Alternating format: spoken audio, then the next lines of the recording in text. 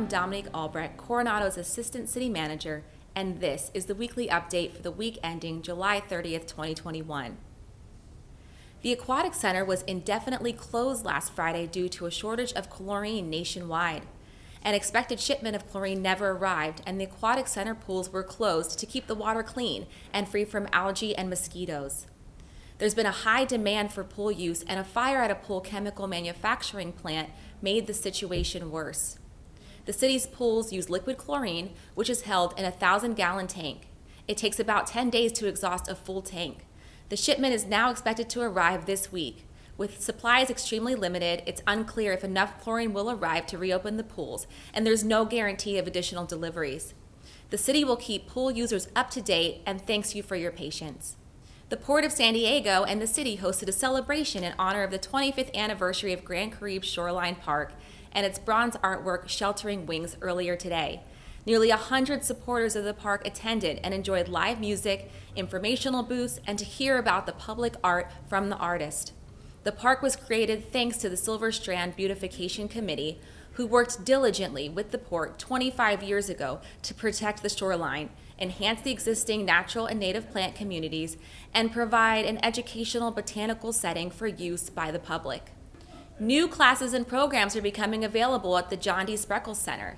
Popular card and tile games have returned to in-person play, and the center is hosting dozens of players per week. In addition, Sharp Coronado Hospital presented a live barbecue cooking demonstration this week on the Spreckels patio, and will offer a free monthly workshop on health and wellness topics at the center. For more information, call 619-522-7343. Live theater is returning to Coronado. The Coronado Playhouse at the Coronado Community Center announced its 2022 season of 6 fully staged productions. The Playhouse will offer a variety of musicals and plays. Season ticket renewals for existing season ticket holders will soon be available, and new subscriptions will be available in October. In honor of its 75th year in Coronado, a city-funded production of William Shakespeare's The Comedy of Errors is available to watch online for free and on demand now through August 8th. For more information, visit www.coronadoplayhouse.org. Very early Monday morning, Coronado police stopped a car in the 200 block of Alameda Boulevard for a traffic violation. There were 2 electric bicycles strapped to the roof and one inside. The driver had an active warrant and was driving on a suspended driver's license. When the driver was exiting the vehicle, the officer noticed a methamphetamine pipe in the door pocket and a checkbook from an area resident who was contacted and discovered their 2 electric bicycles valued at $4,800 and other items were missing from their garage. The 3rd bicycle did not belong to the resident. As the vehicle was being towed, the registered owner walked up to the scene. It was determined that the registered owner was in the car at the time of the burglary. Both were arrested. Fire Captain Darren Hall has been deployed as a public information officer trainee for the Dixie Fire in Northern California as part of CAL FIRE Incident Management Team 1. Hall is assigned an administrative position for the team managing content and messaging for social media sites, including the coordination of evacuation notifications with local law enforcement for 4 counties. Alongside other team members, he provided field interviews with local media and staff community information boards. The hands-on training is invaluable in planning for, developing, and delivering public information to the community. San Diego County has experienced the devastating effects of natural and man-made disasters over the years. This week, city staff participated in a regional tabletop exercise at the Emergency Operations Center to be better prepared. The exercise simulated an attack on the area's power grid that resulted in a long-term regional power outage. Coronado was grouped with other South Bay jurisdictions and had facilitated discussions regarding likely impacts, challenges, and opportunities for enhanced coordination in the case of a disaster. The tabletop event will be followed up with a full-scale exercise next year. Staff will continue to work to incorporate lessons learned from this training opportunity into future planning.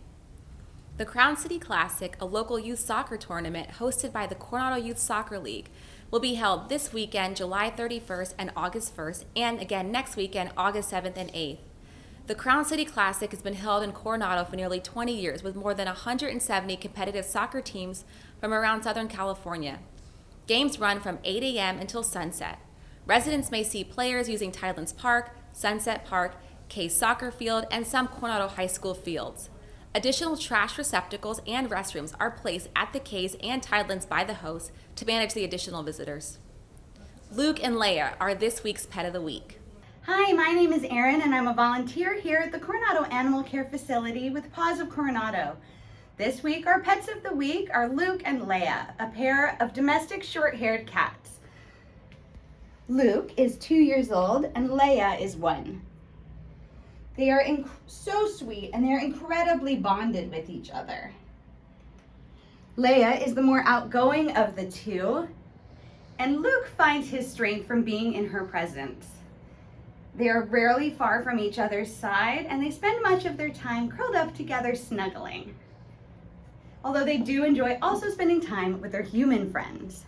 They are selective about what other cats they like, so they would probably do best in a home without other felines. And they would be fine with older kids who are experienced with handling cats. As with all of our animals, Luke and Leia are spayed and neutered, they're microchipped, they're up to date on their vaccinations, and they've had a flea preventative applied. They're available for an adoption fee of $75 as a pair. Please be aware that the Coronado Animal Care Facility is open by appointment only. If you're interested in adopting Luke and Leia or any of our animals, you can visit us online at pawsofcoronado.org to fill out an application, and our adoption coordinator will get back to you regarding the next steps. For more information on these events and all the city's news, check out the City Manager's Weekly Update online.